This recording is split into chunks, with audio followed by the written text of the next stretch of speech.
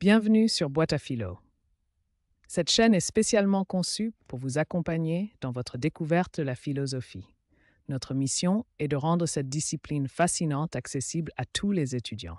Bonjour et bienvenue sur Boîte à Philo.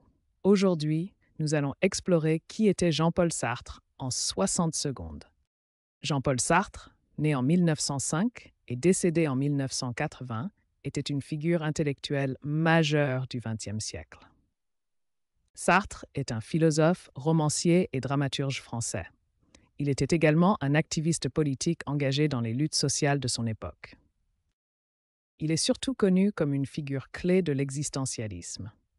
Sa philosophie affirme que l'existence précède l'essence, ce qui signifie que les humains ne naissent pas avec un but prédéterminé, mais se définissent par leurs actions et leurs choix. Par exemple, vous n'êtes pas né pour être médecin ou artiste.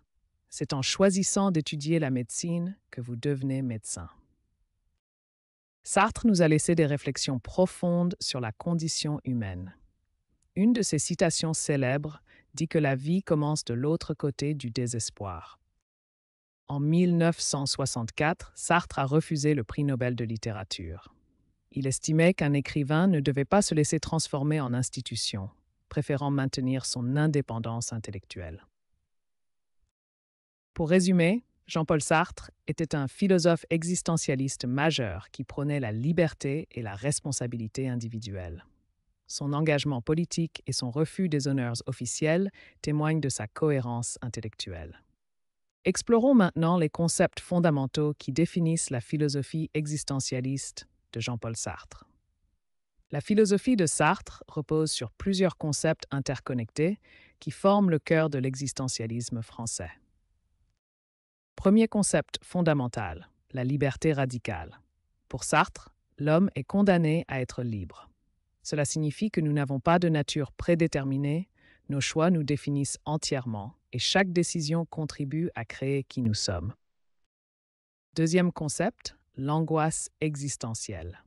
Cette liberté totale génère de l'angoisse car elle implique le poids de la responsabilité, l'absence de guide moral absolu et la réalisation que nos valeurs personnelles contribuent à créer le monde. Troisième concept crucial, la mauvaise foi. Sartre décrit cela comme une auto-tromperie où l'individu nie sa propre liberté et responsabilité. Face à une condition défavorable, on peut choisir la mauvaise foi ou l'authenticité. Quatrième concept, l'engagement. Sartre insiste sur l'importance de la participation active dans le monde.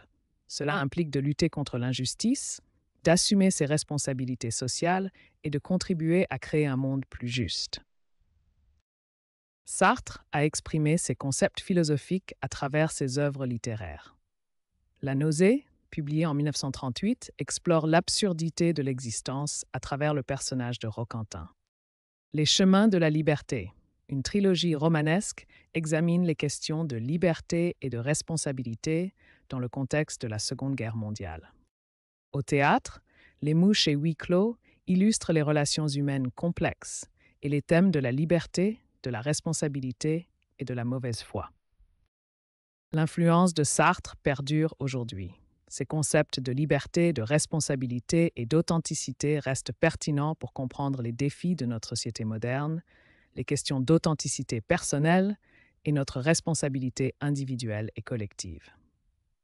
Retenons cette progression logique.